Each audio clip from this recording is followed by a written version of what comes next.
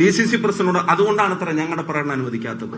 അപ്പൊ അവിടെയുള്ള ഈ പോലീസുകാരെല്ലാവരും ഇപ്പുറത്തുള്ള പോലീസിന്റെ ഭാഷയിൽ പറഞ്ഞാൽ 700 ആളോ അല്ലെങ്കിൽ അതിൽ കൂടുതൽ ആളുകളോ അവരെ തടയുന്നതിന് പകരം ആയുധം ഉണ്ടെന്ന് അവര് പറയുന്ന, അക്രമം നടത്തുമെന്ന് അവര് പറയുന്ന CPM പ്രവർത്തകർ അവിടുന്ന് പിരിച്ചുവിടാനല്ലേ ശ്രമിക്കേണ്ടത്?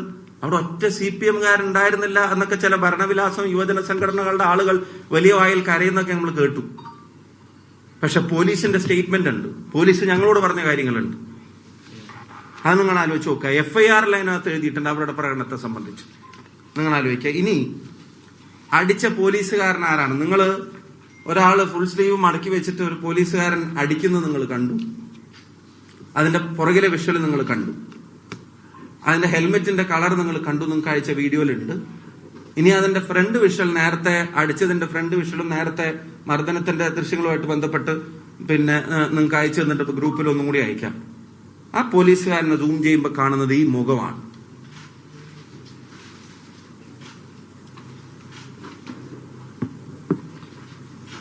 ഈ മുഖമാണ് ആ പോലീസുകാരനെ സൂം ചെയ്യുമ്പോൾ കാണുന്നത്.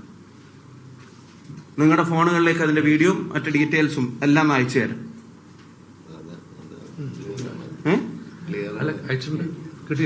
ഇനി ഇതിന്റെ ഒരു കാര്യം നിങ്ങൾ ആലോചിക്കാം. ഞാൻ രണ്ടാമത് പോലീസിന്റെ അടുത്ത് ചെന്നിട്ട് അതിന്റെ ഫ്രണ്ടില് ഞാനും DCC പ്രസിഡന്റ്, ഞാൻ പ്രവർത്തകരോട് പറഞ്ഞു ഒരാളും പ്രൊവോക്ഡ് ആവരുത്.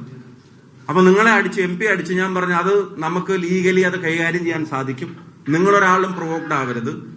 ഞാൻ അപ്പോഴും രണ്ടാമത് പരിക്കേറ്റ് നിൽക്കുമ്പോഴും ഞാൻ അതാണ് അവരോട് പറഞ്ഞു, നിങ്ങൾ പ്രൊവോക്ഡ് ആവരുത്, ഇത് ലീഗലി കൈകാര്യം ചെയ്യാൻ നമുക്ക് സാധിക്കും, ജനങ്ങളുടെ മുമ്പിൽ ഇത് എക്സ്പോസ് ചെയ്യാൻ നമുക്ക് സാധിക്കും, അതുകൊണ്ട് ഞങ്ങൾ രണ്ടുപേരും പോയി സംസാരിക്കാം, നിങ്ങൾ ഇവിടെ നിൽക്കണം എന്ന് പറഞ്ഞ് പ്രവർത്തകരെ മാറ്റി നിർത്തിയിട്ട് ഞങ്ങൾ അവിടെ ചെല്ലുമ്പോൾ ഈ മുൻനിരയിൽ നിൽക്കുന്ന ഒരുത്തനോട് ഞാൻ ചോദിച്ചു, താനല്ലേ എന്നെ മർദ്ദിച്ചതെന്ന് ഞാൻ അവിടെ ചോദിച്ചപ്പോ അയാൾ അപ്പൊ എത്ര ആളുകളുടെ ഇടയിൽ എന്നോട് പറഞ്ഞു, ഞാൻ ഇതിന്റെ മുമ്പിൽ ഉണ്ടായിട്ടേ ഇല്ല സാറേ, ഞാൻ ബാക്കിലാണ് നിന്നിരുന്നത്. പിന്നെ ഞാൻ വിഷ്വല് പരിശോധിക്കുമ്പോഴും മുഖം കാണുമ്പോഴും ഞാൻ ആ ചോദിച്ച വ്യക്തി തന്നെയാണ് മുമ്പിൽ ഉണ്ടായിരുന്നതും മർദ്ദിച്ചതും അതിന് നേതൃത്വം നൽകിയതും എന്നുള്ളത്. അതിന്റെ വിഷ്വലും ഞാൻ നിങ്ങൾക്ക് അയച്ചിട്ടുണ്ട്. അപ്പൊ ആരാണ് അടിച്ചതെന്ന് കണ്ടെത്താൻ പിണറായി വിജയൻ സർക്കാരിന്റെ പണിയെടുക്കാത്ത AI ടൂളിന്റെ ആവശ്യമൊന്നുമില്ല. 6 ഇഞ്ച് മൊബൈൽ സ്ക്രീനിൽ ആ വീഡിയോ 4 വട്ടം അങ്ങോട്ടും ഇങ്ങോട്ടും തിരിച്ചു നോക്കുമ്പോൾ ഇത് അതിന്റെ ഫ്രണ്ട് വിഷ്വൽ നിങ്ങൾ കാണുക. അയാൾ മർദ്ദിക്കുന്നതിന്റെ ഫ്രണ്ട് വിഷ്വൽ.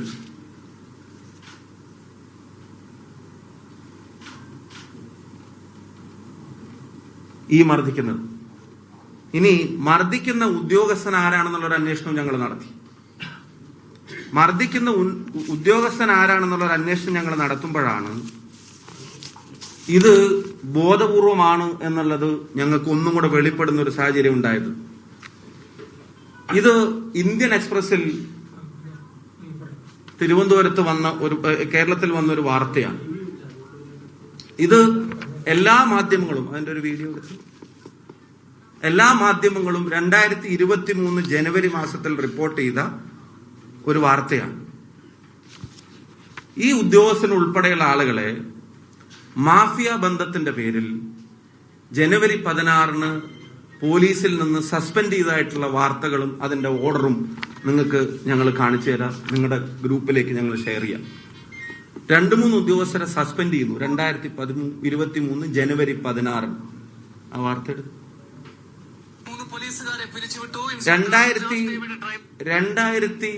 2023 ജനുവരി 19 3 പോലീസുകാരെ പിരിച്ചുവിട്ടു എന്നുള്ള വാർത്തയാണ്.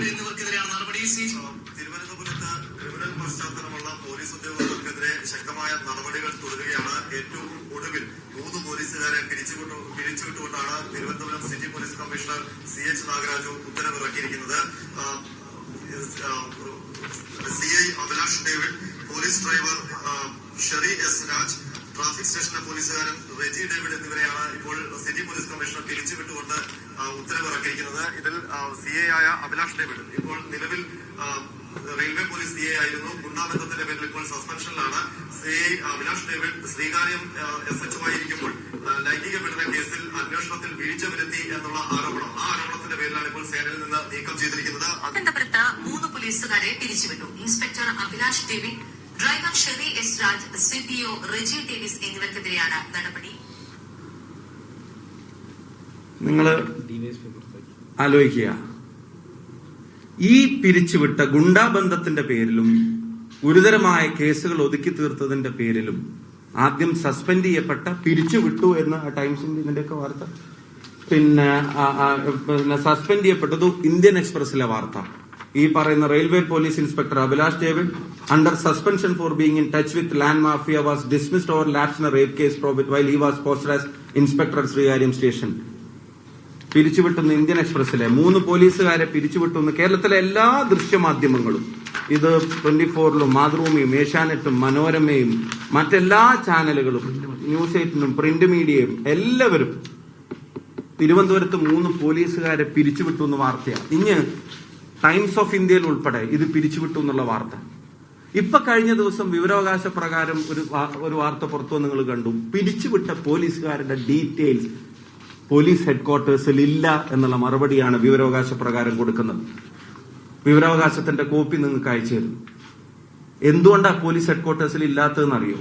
പിരിച്ചുവിട്ടു എന്ന് മാധ്യമങ്ങളോട് പറയാ, പിരിച്ചുവിട്ടു എന്ന് നിയമസഭയിൽ പറയാ, വലിയ ശുദ്ധീകരണ കലശം നടത്തിയെന്ന് അവകാശവാദം ഉന്നയിക്കുക, എന്നിട്ട് രഹസ്യമായി അവരെ സർവീസിൽ റീഇൻസ്റ്റേറ്റ് ചെയ്തിട്ട് CPM പറയുന്ന ഗുണ്ടാപ്പണിക്ക് അവരെ നിയോഗിക്കുക. CI അഭിലാഷ് ഡേവിഡ് എന്ന CPMന്റെ പോലീസ് ഗുണ്ടയാണ് ഈ പേരാമ്പ്രയിലെ അക്രമത്തിന് നേതൃത്വം നൽകിയത് എന്നുള്ളത് ദൃശ്യങ്ങൾ സഹിതം കേരളത്തിലെ ജനങ്ങളുടെ മുമ്പിൽ പറയാൻ ഞാൻ ആഗ്രഹിക്കുകയാണ്.